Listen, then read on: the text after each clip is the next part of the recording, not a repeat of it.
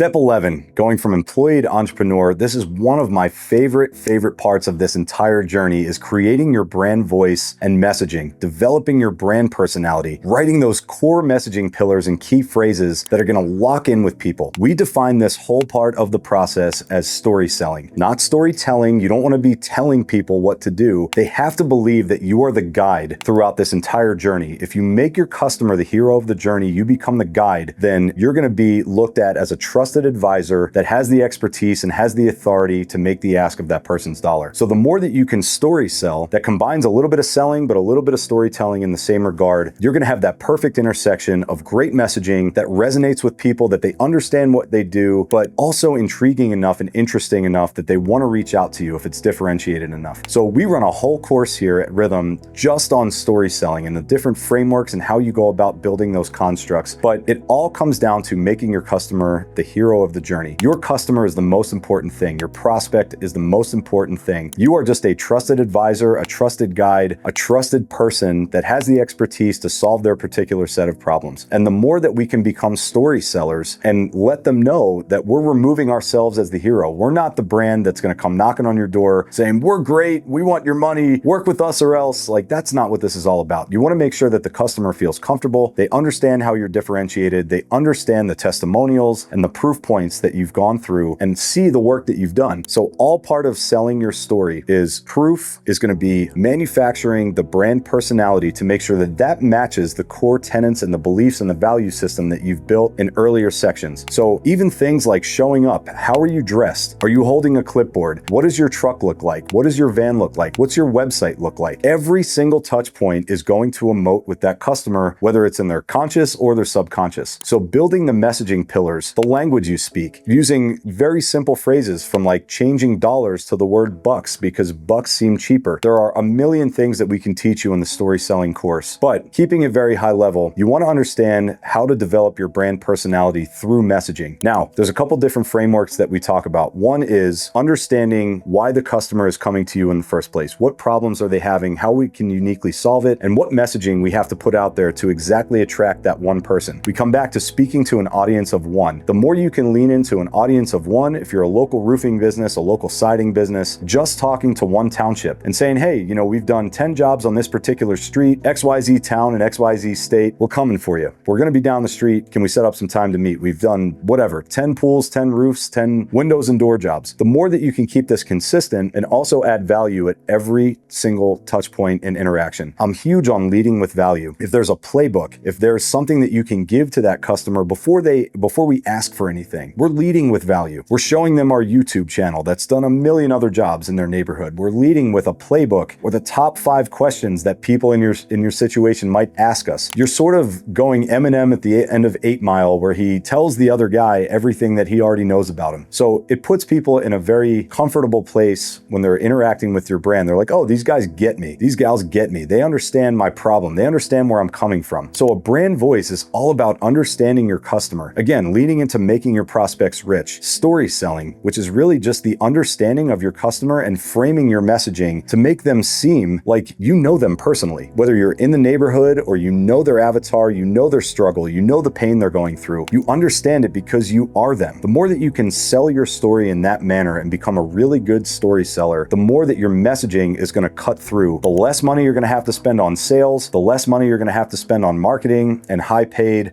paid social and paid search. A lot of times it can be incredibly expensive for a brand new entrepreneur to set aside a budget of $20, $50, $100,000 a month to attract new customers. The more that your messaging cuts through and resonates and talks specifically to an audience of one, leading with value, don't be generic, be a little bit provocative. So the more you can actually get into the mindset of your customer and know your prospect, where it feels like when they see your website, they see your marketing materials, they see your direct mailer, they see your TV ad, it feels like you're speaking to an audience of one in every aspect of your company. That comes down to defining your avatar, understanding the core messaging pillars and the key phrases and things you should be saying based on your customer voice. That's what makes people great story sellers, and it will help you tremendously as you grow your brand because you won't have to over leverage yourself with sales teams, marketing teams, agencies, highly paid ads, and all these other things. If your brand framework is really solid and you take the time to write the copy yourself, not necessarily using AI, using it as a guide, and you make your customer the hero of the story. What do they want? What benefit are they going to get? How are they going to be a better person? Or what transformation do you want them to see go through?